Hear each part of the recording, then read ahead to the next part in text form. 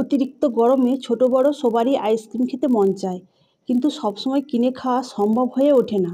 যদি আমরা খুব সহজে বাড়িতে এই আইসক্রিম বানিয়ে নিতে পারি, তাহলে গরমের সময় আমরা মন প্রাণ ঠান্ডা করতে ইচ্ছা খুশি সেই আইসক্রিম তৃপ্তি ভরে খেতে পারি। নমস্কার বন্ধুরা, সর্বাণী রান্নাঘরে আপনাদের সবাইকে স্বাগত।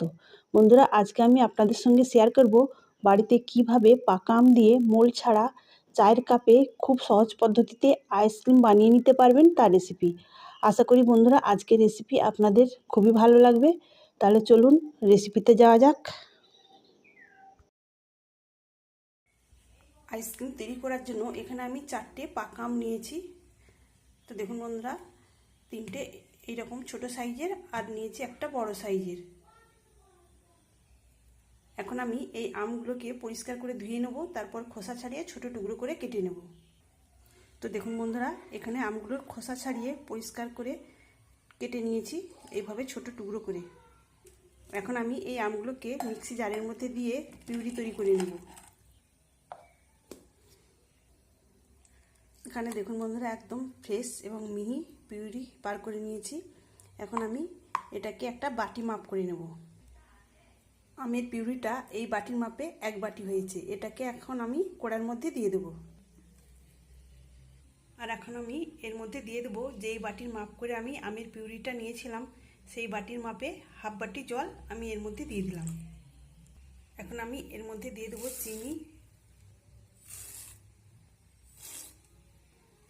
চিনির পরিমাণটা আমি আমার মতো করে 4 চামচের 4 চামচ দিয়ে দিলাম। এখন আমি চিনিটাকে এই আমের পিউরির সঙ্গে ভালো করে মিশিয়ে নেব। এখন কিন্তু আমি গ্যাসটাকে অন করে নেব। এখানে চিনিটা আমি খুব সুন্দরভাবে মিশিয়ে নিয়েছি। এখানে আমি যে পরিমাণ চিনি দিয়েছি সেটা আমি আমের মিষ্টতা অনুযায়ী আপনারা আইসক্রিম বানাবার সময় আপনাদের মনের মতো করে চিনির পরিমাণটা বাড়িয়ে কমিয়ে দেবেন। এদিকে আমি বাটিতে আবারও হাফ বাটি জল নিয়েছি। এখন আমি এই জলের মধ্যে 1 চা চামচ কর্নফ্লাওয়ার মিশিয়ে নেব।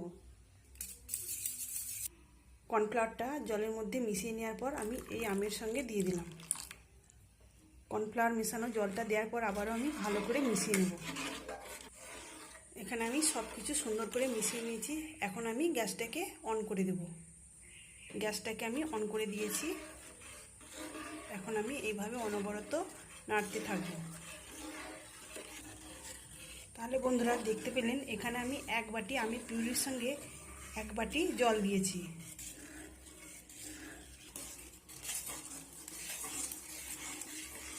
এভাবে অনবরত নাড়াচাড়া করতে হবে, তা নাহলে কিন্তু দলা পাকিয়ে যাবে। আর বন্ধুরা এটাকে খুব বেশি ফোটাবার প্রয়োজন হবে না। এটা ফুটতে শুরু করলে মিনিট 3-4 ফুটিয়ে নিলেই হয়ে যাবে। এখানে কর্নফ্লাওয়ার দেওয়া রয়েছে যেহেতু, সেই জন্য খুব বেশি ফোটাবার দরকার হবে না। দেখুন বন্ধুরা, এটা অনেকটাই ঘন রয়েছে। এখন গরম অবস্থায় এরকম মনে হচ্ছে, কিন্তু এটা ঠান্ডা হয়ে গেলেই অনেকটা গাঢ় হয়ে যাবে। আর বন্ধুরা এটাকে আমি 3 মিনিটের মতো ফুটিয়ে নিয়েছি। এখন আমি গ্যাসটাকে অফ করে দেব। এটাকে এখন ঠান্ডা করে নেব। আমের যে জুসটা রেডি হয়েছিল সেটা আমি ছেঁকে নিয়েছি। আর দেখুন বন্ধুরা, একটু দলা দলা ভাব রয়েছিল, সেটা এই ছাঁকনির উপরে রয়ে গেছে। এটাকে আমি ফেলে দেব। আর এখানে আমের জুসটাও ঠান্ডা হয়ে গেছে। এখন আমি এর মধ্যে মিশিয়ে দেব 1 প্যাকেট জলজিরা। এই জলজিরাটা দিলে আইসক্রিমগুলো খেতে আরও বেশি ভালো হবে। জলজিরাটা এখন আমি এই জুসের সঙ্গে খুব ভালোভাবে মিশিয়ে নেব। আর দিয়ে দিচ্ছি সামান্য বিট লবণ। বিট লবণটাও আমি ভালোভাবে মিশিয়ে নেব। আপনারাও বাড়িতে পাকা আমের আইসক্রিম বানাবার সময় এইভাবে বানাবেন, দেখবেন এই আইসক্রিমগুলো খেতে খুবই ভালো লাগবে। এখানে আইসক্রিমের জন্য একদম জুসটা রেডি হয়ে গেছে। আইসক্রিমটা সেট করার জন্য এখানে আমি একটা মোল্ড নিয়েছি।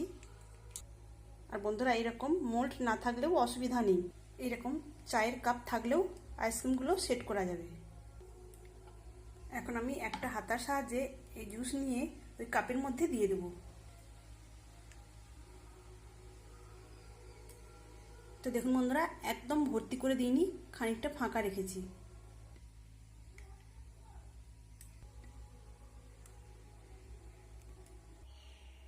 এখানে আমি 4টে চায়ের কাপে আর মোল্ডে আমি আমের জুসগুলো ঢেলে দিয়েছি। এখন আমি ঢেকে দেবো।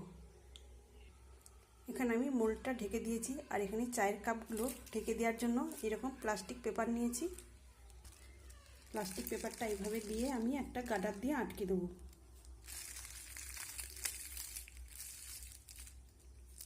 তো এখানে আমি একটা রেডি করে নিয়েছি। এখানে 4টে কাপের উপরটাতে আমি প্লাস্টিক পেপার দিয়ে মুখটা বন্ধ করে দিয়েছি। এখন একটা ছুরি দিয়ে আমি মাঝখান থেকে এইভাবে কেটে দেবো। সবগুলোর মাঝখানে কেটে দিয়েছি। এখন আমি একটা করে আইসক্রিমের কাঠি এই মাঝখান দিয়ে লাগিয়ে দেব। এখন আমি এগুলোকে 12 ঘন্টা ডিপ ফ্রিজে রেখে দেব।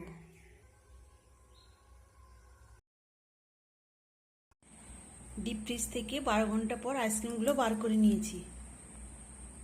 এখন আমি এই আইসক্রিমগুলো সরাসরি বার করব না, তার আগে আমি জলে ডুবিয়ে রাখবো 30 সেকেন্ডের মতো। এইভাবে 30 সেকেন্ড জলে ডুবিয়ে রাখলে আইসক্রিমগুলো মোল্ড থেকে খুব সহজেই ছেড়ে আসবে। আর যদি আমি সঙ্গে সঙ্গে এই আইসক্রিমগুলো বার করতাম তাহলে কিন্তু এই আইসক্রিমগুলো জোর করে বার করার ফলে ভেঙে যেত।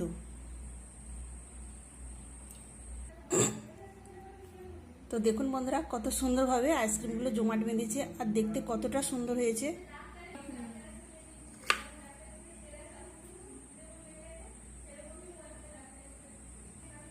তাহলে বন্ধুরা দেখতে পেলেন বাড়িতে আইসক্রিম বানানো কতটা সহজ। আপনারাও এইভাবে বাড়িতে পাকা আম দিয়ে আইসক্রিম বানিয়ে নিতে পারেন। আর দেখুন বন্ধুরা, এখানে চায়ের কাপেও আইসক্রিমগুলো কত সুন্দরভাবে জমাট বেঁধেছে। তাহলে দেখতেই পেলেন মোল্ড ছাড়াও কত সুন্দরভাবে চায়ের কাপে আইসক্রিম বানানো যায়। তাহলে বন্ধুরা এইভাবে যদি বাড়িতে আইসক্রিম বানানো যায় তাহলে অতিরিক্ত গরমের সময় মন চাইলে আপনারা এইভাবে আইসক্রিম বানিয়ে খেয়ে নিতে পারবেন আর কেনার প্রয়োজন পড়বে না। তাহলে বন্ধুরা আজকে আমার বানানো পাকা আমের আইসক্রিম তৈরি রেসিপি আপনাদের কেমন লাগলো অবশ্যই কমেন্ট করে জানাবেন। ভালো লাগলে একটা লাইক দেবেন, সেই সঙ্গে আমার চ্যানেলটিকে সাবস্ক্রাইব করে আমার পাশে থাকার অনুরোধ রইল। তাহলে আজকের মতো আসি। সবাই ভালো থাকবেন, সুস্থ থাকবেন। ধন্যবাদ।